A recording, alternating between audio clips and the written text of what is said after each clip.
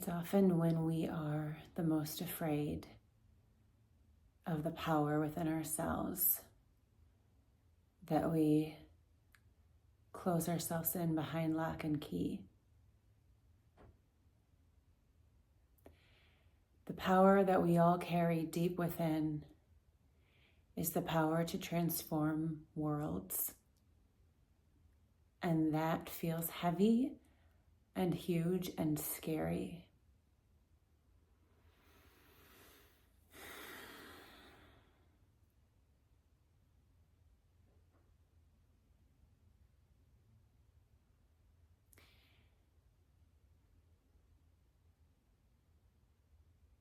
We often turn to the guidance of others, other beings, and while there is nothing wrong with that, if you only do so out of fear of listening to your own inner voice, you are disavowing that divine part of you, the acknowledgement of your connection to Source, which is not just a piece of you, it is all of you.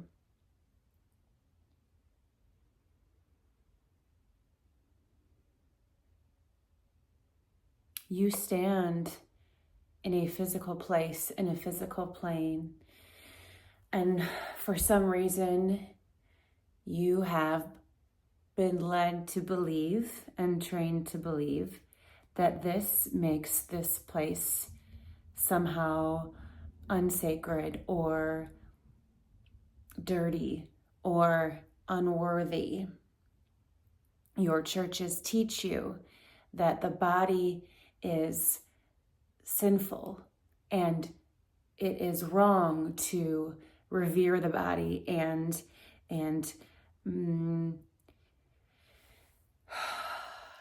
find the body holy. Nothing could be further from the truth. The juxtaposition is you are told you are created in God's image. That part is true. Why does it then turn for you to think this image that you have is sinful?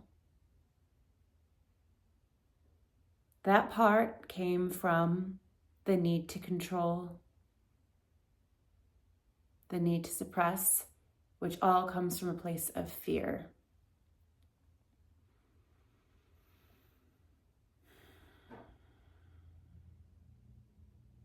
Divinity came into the physical plane to move through you. It is not something to fear.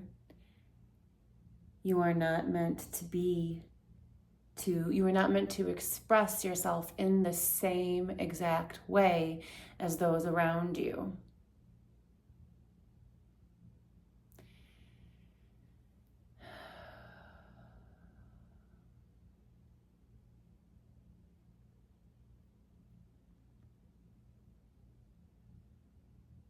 The universe whispers to you in a different way, in a way that only you can call forward.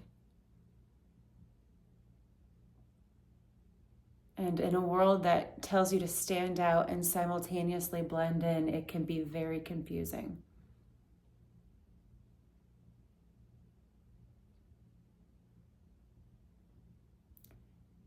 The standing out feels unsafe.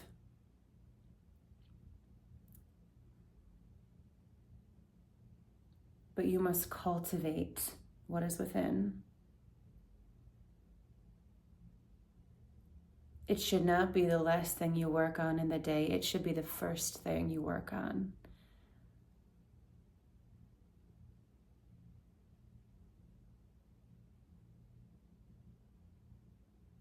If you cultivate your inner self, your outer world will become easier.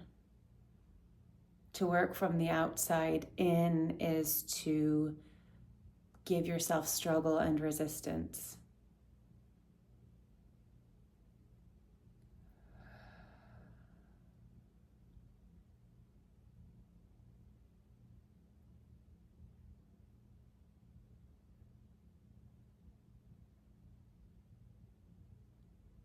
There is no boundary to your creativity.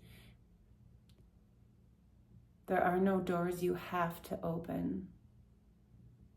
And if there are doors you have already opened, you don't need to walk through the door. And if there is a door you've already walked through, you can leave that room. There are no rules other than those you have put upon yourself.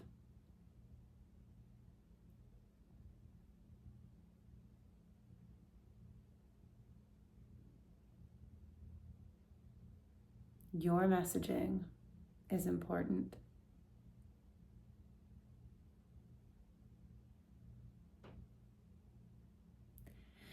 The space you have to offer and the frequency you have to give is the greatest thing you can give.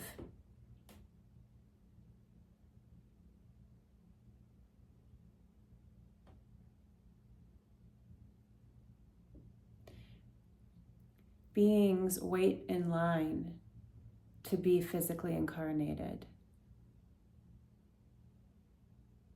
You are one of the lucky ones being here on earth. The funny thing is, many of you dream of leaving the earth and being somewhere else. Isn't that funny? Where you are is never good enough, it seems. But choosing to come to earth is not a small decision. It is one of the biggest honors that a soul receives. And yes, it can feel hard, but it doesn't mean it is not worth it. It doesn't mean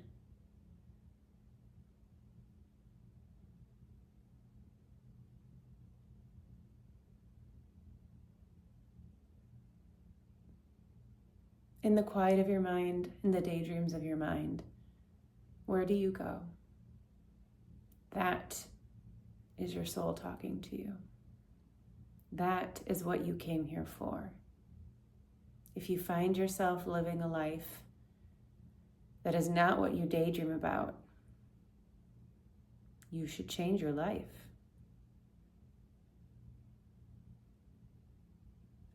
The only person saying, yeah, but, is really you. If you hear it reflected back to you in other people's words, they are just mirroring your beliefs back to you.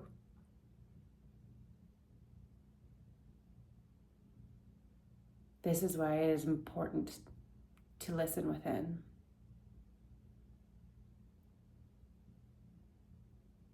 If you decide that your daydream is what you really want and what can actually be possible, because it can, because everything is possible, then you will start to see the tide turn in your external world.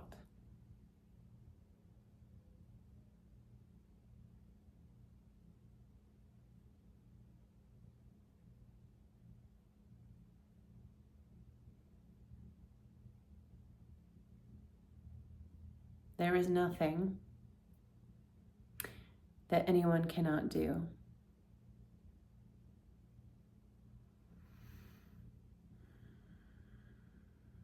In your yearning for love and acceptance from the outer world,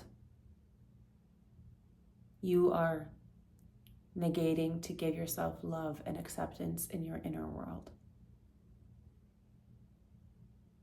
Ultimately, that's all there ever is your love for yourself. As everyone is one, the place to start is with you.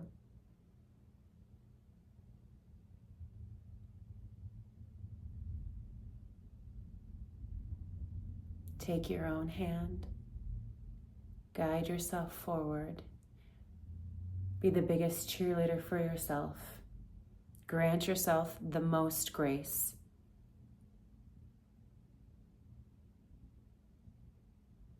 Understand that timing is an illusion and that things are called forth when you are ready for them.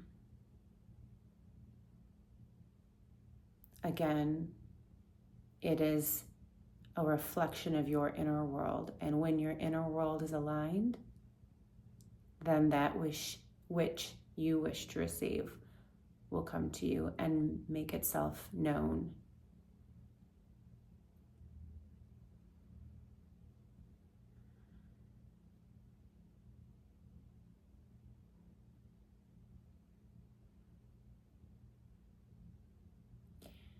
If you wish for things to fall away in your external world, you must give them less attention.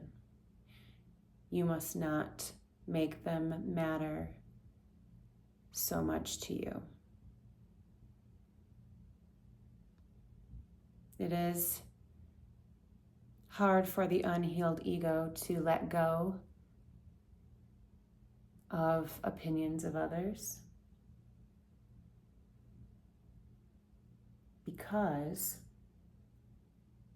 those are the same opinions the unhealed ego holds of itself.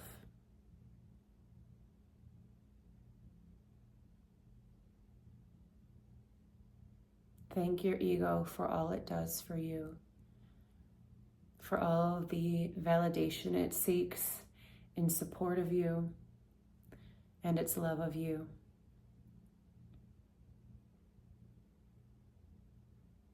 It means well, and it is not to be shamed. It is to be understood.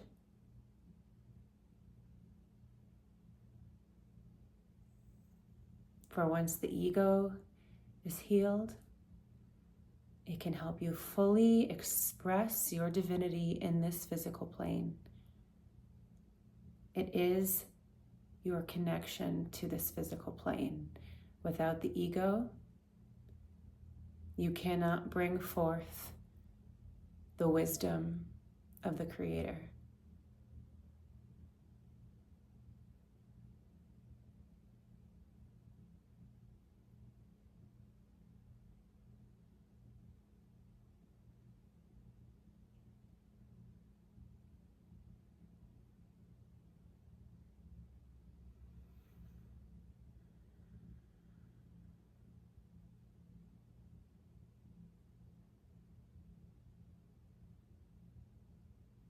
All that is possible lives within you. All that you wish to know, you have access to. It may not come in words. It may come in a feeling, in a knowing, in a sensation, in a general awareness. Just because you cannot articulate it into your language does not mean that that knowledge is not there. Do not limit your wisdom. Do not put constraints around the value. Your ego will want to assign value to what you create. Your soul knows all creations are valuable, none greater than the other.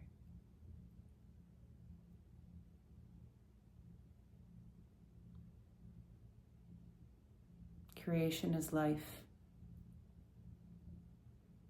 Creation is how energy flows and moves.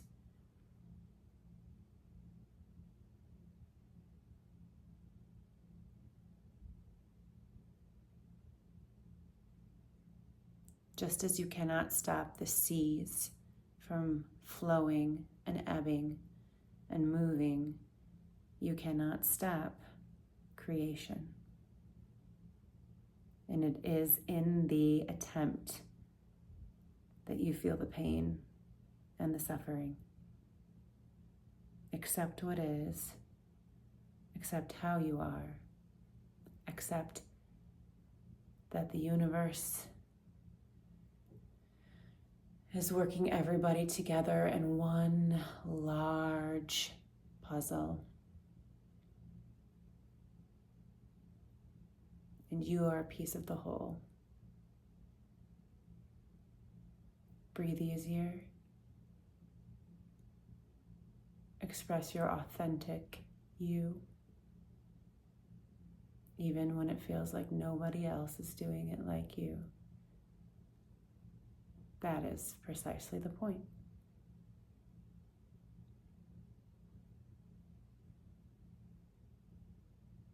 Devotion to yourself, devotion to your whole. Devotion to yourself is devotion to the whole.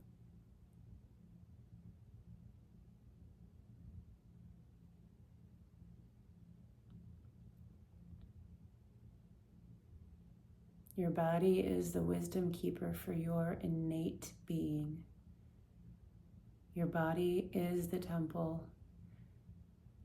Your body is holy. Your body is made of the same stardust as everything else in the universe. Treat it well.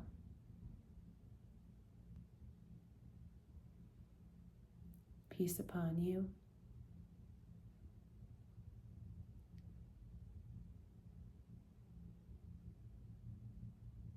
Peace upon the whole.